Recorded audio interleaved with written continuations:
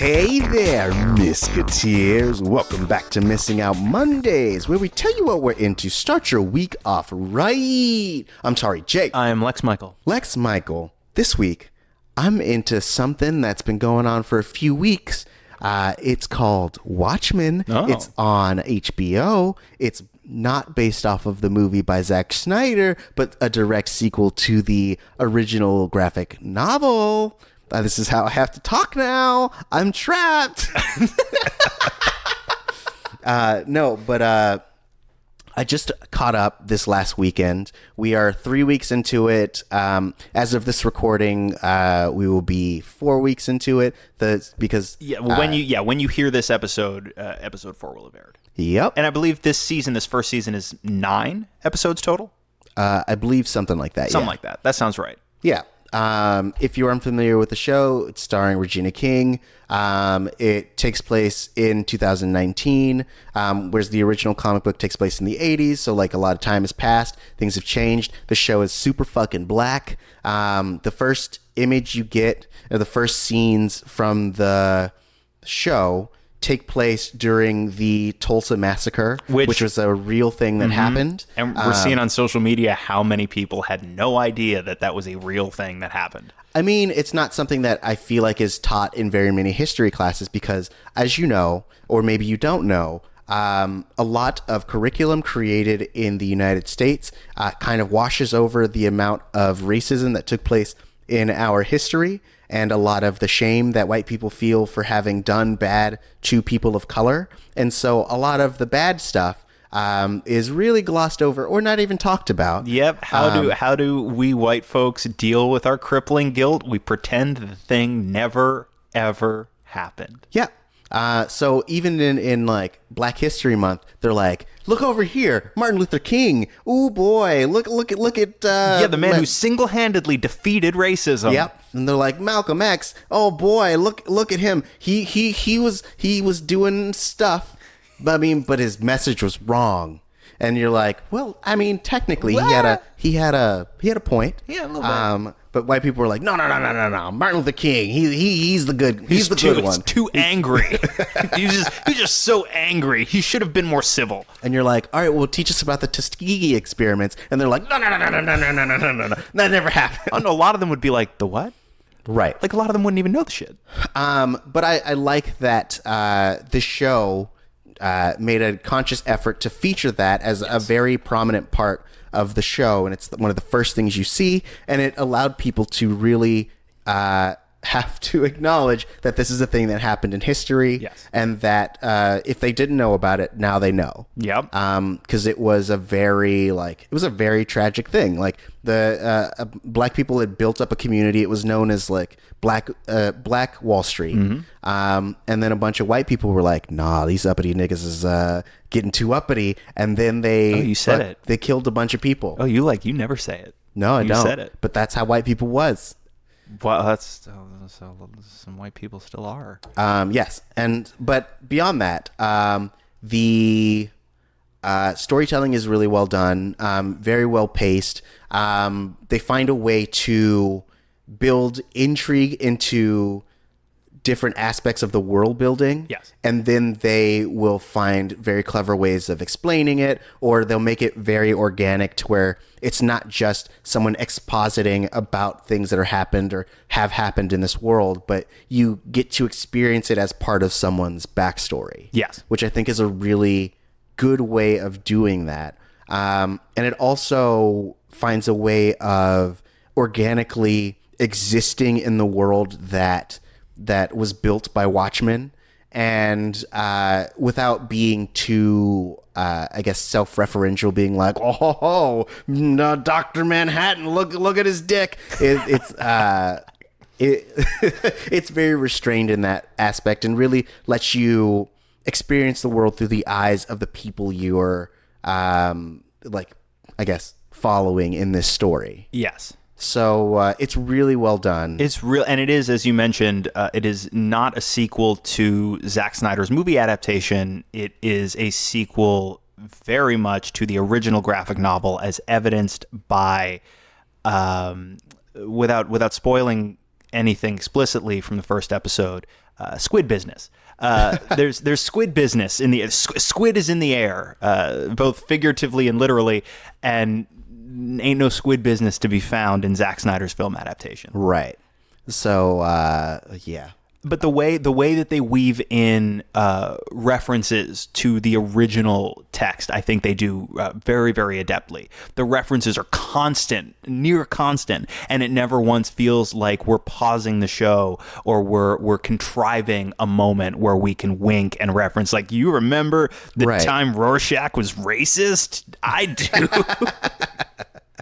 I mean, yes, but like it does it so, like, even when it's referencing it, it's not like it is an overt reference. It is a reference because this is in that world. It's like, this is something that happened in our history. Right. So like for us, it is a reference, but for them, it's truth. And really tagging up narratively on a lot of the questions that lingered at the end of that original story. Like, what is it at the very end of Watchmen, the book, and I'm not gonna, if you haven't read Watchmen, it's one of the better, not just comics, one of the best comics ever written. It's, in my opinion, one of the better books in modern history. Without explaining the circumstances through which this happens, Rorschach's manifesto sort of gets out there into the world at the very end of the story. Well, what, for example, is the impact of the manifesto of a guy like Rorschach being published widely? We actually get to see in this story what that might look like, the kind of effect that might have on certain folks who read it and internalize it in certain ways. Yeah. So I highly recommend it. It's every Sunday on HBO through I think through the middle of December. Yeah, I want to say it's only about 9 episodes. And again, like, Damon Lindelof, who's the showrunner, is much like J.J. Abrams. He's one of the best at building a sense of mystery. Yeah, at setting things up. Now we'll see. We'll see about what kind of payoff that the show offers, if any. Yes, but brilliant at building that anticipation and building that mystery and doling out information at a rate that it makes it impossible not to desperately want to see what the next thing is. Yeah, I mean, that's my one worry, is they are a certain number of mysteries that we've established just in the first 3 episodes. And I want them to pay off because I'm intrigued and I'm invested, but I also know whom the creator of said mysteries are. And so I really hope that the writer's room for this project understand the context in which people are coming into it and have the season mapped out. Yes, hopefully. And I guess my one last big thought is I don't want to, I feel like to talk much at all about Jeremy Irons' character on this show would be to spoil things, and I don't want to do that. I want people to be able to discover things on their own. But goodness gracious, does it seem like Jeremy Irons is having a ball here. Yes. I mean, I would say that, like, the biggest unspoilery thing I could say is that, like, he finds a way to be both delightful and slightly sinister, like most Jeremy Irons characters. Yes. He's so delightful, and the way that he interacts with people is like it's sometimes it's laugh out loud hilarious, and sometimes it's like very disturbing, and you're like, only he could pull off that dichotomy. Yes, and he's clearly having a great time playing this role, and he is so much fun to watch, and he needs to be, because so far in the story it does seem like all of his business is somewhat separate from everybody else's business. Right. So if you want, especially because everything that's going on with Regina King's character, now with Gene Smart's character, with their investigations, and with the continual expansion of the world and the story they're telling, you need something. If we're going to take a break from all that and go over here to whatever this dude's doing, you need like a Jeremy Irons to make that as equally as compelling as everything else. And through his performance alone, Jeremy Irons manages to make all of those sequences feel as essential as everything else. Yeah. So Lex Michael, What are you into this week? Well, what I'm into this week is Mike Flanagan's movie Doctor Sleep, the sequel to The Shining. Both Stanley Kubrick's film version of The Shining and Stephen King's novel, The Shining, the two of which diverge greatly from each other in the third act. And Mike Flanagan is now tasked with the responsibility of trying to reconcile those two separate Shining identities and try and unify them into one cohesive story that both adapts Stephen King's novel Doctor Sleep, a sequel to, follow me on this, a sequel to his original novel with one ending, and make this adaptation a sequel to Kubrick's The Shining, a totally different interpretation of the story with a very different ending. Okay. Dude crushes it. Does he? Oh, in my opinion, dude crushes it. It's a shame. It doesn't look like, unfortunately, the movie's going to do great business, which is a huge bummer to me. I think Mike Flanagan's one of the best doing it right now. He's the guy who did Haunting of Hill House for Netflix, which I can't recommend highly enough. It's an excellent big piece of long-form horror storytelling. Yeah. He also did Gerald's Game for Netflix, another Stephen King adaptation of a story that many people thought was unadaptable. Dude crushed that too. Before that, he did Hush. He did Oculus. He did Before I Wake, I believe. But dude is a masterful director, and working on Gerald's Game, I think, is where he first sort of developed a relationship with Stephen King. Stephen King was super happy with the Gerald's Game adaptation. He famously he's not super hot on most adaptations of his own work. Very famously not super hot on Stanley Kubrick's adaptation of The Shining, which he felt took far too many liberties with his source material. Mm-hmm. And I get why it would feel a little bit more harsh personally for Stephen King, insofar as parts of the Jack Torrance character in that original novel were autobiographical. Like, he was struggling with alcohol, and he was struggling with a bit of a toxic relationship with his immediate family. Right. So I get why maybe it would feel even more personal if you take that character and change what King originally wrote. Yeah. So Mike Flanagan is tasked with the responsibility of reconciling both versions. How do I adapt King's novel faithfully, and how do I also sequelize Kubrick's movie version? As I said, I think he did a great job, but he also was able to please King himself. Stephen King has gone on the record saying he likes this adaptation of Doctor Sleep so much that it redeems all of the big problems that he had with Kubrick's movie version of The Shining. Interesting. That's high praise. Now, granted, my guy was out there beating the drum for the Dark Tower movie before that came out too, but I do think the final product bears out his enthusiasm in this case. Yeah. Now, this sequel is set more or less in the present, where you have Ewan McGregor playing a grown-up Danny Torrance obviously being the little kid from the original movie. And it's essentially, it's a different type of story. It's a story about basically this group, this organization called the True Knot, that travel around trying to find people who have The Shining and essentially feeding off of them so that they can stay youthful and young forever. And it's about Dan Torrance having to, in a great many ways, finally confront the traumas of his childhood. One of my favorite things about the movie is that you can read all of the supernatural stuff and take it at face value, but a lot of it also works just as well as metaphor for coping with the trauma of being a child of an alcoholic parent. Okay. And how those scars stay with you, and how you can try to lock them away and suppress them, but eventually it's all going to come out as something you need to confront. And I found that aspect of it really compelling. I'm a big fan when you can use horror as an allegory for real, like for genuine trauma. Like those are usually my favorite horror stories. Yeah. And I thought they did a really great. This is, I'm sure, stuff from the source material, but I thought he did a really great job adapting all of that. Ewan McGregor is great.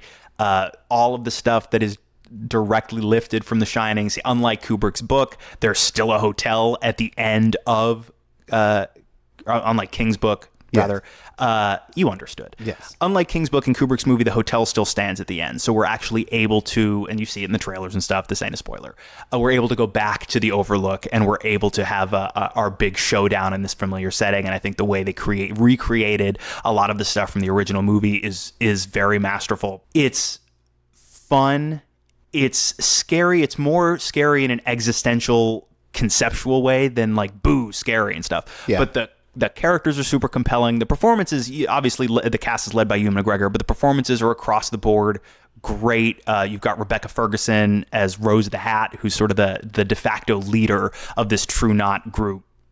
That's sort of our oppositional force in the movie. Yeah. You've got Zahn McClarnon, who I really first noticed in season 2 of Fargo as a character called Crow Daddy. I'm legally changing my name to Crow Daddy, by the way, who's sort of her second in command. Okay. You've got Carl Lumley returning. The character of Dick O'Halloran returns in this movie, played by Carl Lumley. Now, Scatman Crothers played the character in the original movie. Yeah. Scatman Crothers no longer with us to reprise the role. This is another way in which the book and Kubrick's movie diverge, is regards the character of O'Halloran. So how do you reconcile these two separate fates for this character, depending on which version of the story you prefer to include him in this adaptation? Because the character does feature in Dr. Sleep. Mike Flanagan finds a pretty simple and elegant way to reconcile those two things as well. I dig it a lot. I have not read Dr. Sleep, the novel. A lot of people talk about it as if they perceive it as quote-unquote lesser King. But the consensus surrounding the movie is pretty much that Mike Flanagan took everything that worked about the novel and elevated it. Okay. And I think the final product really, really works. I'm looking forward to watching it again because I didn't know much of anything about the story of Dr. Sleep before I went and saw it. Now that I know what the movie is, I'm looking forward to going back and revisiting it, because I feel like it is going to hit me harder the second time, especially when I can read it so easily as a story that, more than it is about supernatural malevolence, it's about a guy confronting his personal trauma. You know what I mean? Like, and going back to the source, if you will, of his personal trauma and having to confront his ghosts, but literal or metaphorical. Yeah. I think they did a really, really great job. I recommend it. I want people to go out and support it. Didn't do a whole lot of business over the weekend, and that's a real shame because we don't get too many big budget, sort of thoughtful, interesting movies for adults lately. Yeah. You don't see them too often. Right. And the less business they do, the fewer of them you're gonna see, right? Yeah. The same thing happened with like Mad Max Fury Road, probably the best movie that came out that year, didn't do the business it probably should have. Same thing happened with Blade Runner 2049, one of the best movies of that year, didn't do the business it should have. It's happening now, folks. Get out there and watch it. Go check it out. It's pretty good, and obviously it benefits greatly if you are familiar with the story of The Shining. I'd be curious if anybody listening goes and checks out Dr. Sleep, having no previous familiarity with The Shining. Tell me what that's like. I'm real curious. But everybody, seriously, go out, buy a ticket. It's well worth it. It's a real good time at the movies. It's an interesting story. The visuals are dope, and it gave me a lot to chew on. Like I saw it last night, and I keep thinking about aspects of the movie that I didn't even realize in the moment were resonating with me the way that they did, and I can't shake. It's a cool flick. Go support it because I want more movies like it. Okay, cool. Speaking of movies like it, Right, this is good. This is very good. Thank you. I was like, I just sort of like, I just gave you a little soft toss, and you swung that bat so hard. Yeah. And I can't sit, like, that ball went so far. Mm-hmm. Like whoever that ball hits in the head, thereby rendering brain damage beyond the point of salvation. Yeah. We're going to get off scot-free because that ball is so far away, no one will ever tie us to it. That's how hard you hit that ball. I set you up, but then like you took it and did so much more with it. Like the person you've debilitated for life is at least 16, 17 miles from here. I definitely don't like my part in this analogy. So I'm just going to keep this transition going. Speaking of Dr. Sleep, tomorrow we're going to be talking about The Shining. It's called a tie-in. Ah, yeah. We're going to be tying up all our thoughts about The Shining and putting them in a nice, fun show for you to launch tomorrow. And don't worry, we won't overlook any detail. Ooh. See, I just did a you. Thank you. I just did a you. It was really well done. I hang out with you way too fucking much, dude. I'm not proud of myself in this moment. I mean, you should be. I think it makes you a better person. I think there's a heaviness on my soul. You're welcome for helping you out and making you better as a human being, Lex. Guys, if you want to tell Lex how much better he's become because of his existence around me, you can do so. Where can they do that, Lex? If you really are so inclined, Twitter and Instagram at the Lex Michael. You can also talk to him about Dr. Sleep if you've seen it. No spoilers in the general feed, but if you want to DM him, you can do so there. Just because I haven't seen it yet, and I'm going to see it soon. And then you can find me at Tauri Jay, Tauri. You can't talk to me about Dr. Sleep yet because I haven't seen it again, but you can talk to me about Watchmen, especially if you get to the 3rd episode and you're like, oh snap. Please, let's talk about that snap stuff, because I'm all about it.